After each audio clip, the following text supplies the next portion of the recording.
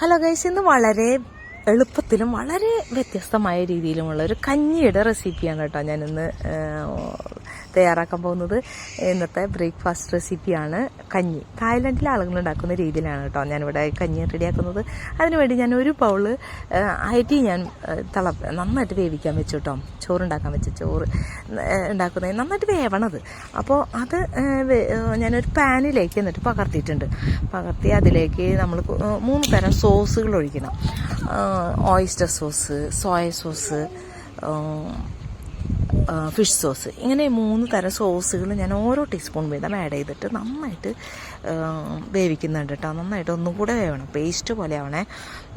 പിന്നെ ഞാൻ മിക്സ് ചെയ്ത 200 ഗ്രാം ചിക്കൻ വാങ്ങിച്ചിട്ടുണ്ടായിരുന്നു. അപ്പം അതിൽ 150 ഗ്രാം ചിക്കൻ ഞാൻ പെപ്പറും ഉപ്പും ചേർത്ത് മിക്സ് ചെയ്ത് വെച്ചിട്ടുണ്ട് കേട്ടോ.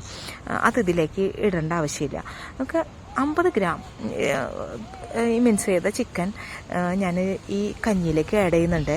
അത് ഇട്ടിട്ട് നമുക്കൊരു അരമണിക്കൂർ വേവണം. ഈ ചിക്കനും ഈ കഞ്ഞിയും എല്ലാം കൂടി നന്നായിട്ട് വേവണം. ആവശ്യത്തിന് ഉപ്പിടണേ. ഞാനിവിടെ ഒരു 1/2 ടീസ്പൂൺ ഉപ്പാണ് ഞാൻ ആഡ് ചെയ്തിരിക്കുന്നത്. അത് നന്നായിട്ട് കുറുകി വരുമ്പോൾ നമുക്കതിലേക്ക് നമ്മൾ ചോപ്പ് ചെയ്ത് വെച്ചിട്ടുള്ള സ്പ്രിംഗ് ഓണിയൻ 2 ടീസ്പൂൺ മല്ലിയില, പിന്നെ ഒരു 4 പച്ചമുളക് ചെറുതാക്കി അരിഞ്ഞത് ഇതും കൂടെ ആഡ് ചെയ്തിട്ടുണ്ട് കേട്ടോ. നന്നായിട്ടൊന്ന് ഇളക്കിയതിന് ശേഷം നമുക്കിത് അടുപ്പിൽ നിന്ന് പുറത്തേക്ക് മാറ്റി വയ്ക്കാം. നമുക്കിത് ചൂടോടെ കഴിക്കാം. കുട്ടികൾക്കാണെങ്കിൽ പിന്നെ വേറെ ഒന്നും അതിനകത്ത് ആഡ് ചെയ്യണ്ട.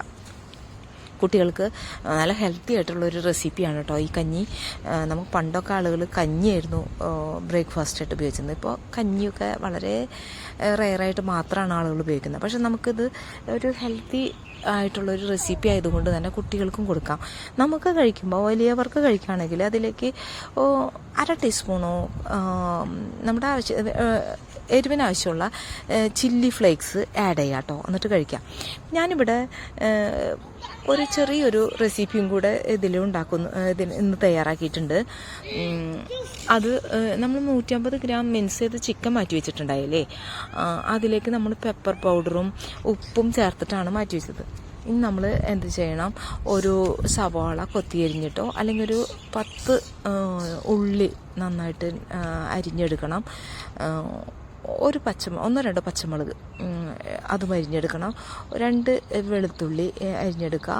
എല്ലാം കൂടി ആഡ് ചെയ്യണം കേട്ടോ. അതിൽ വഴറ്റാനാണ്.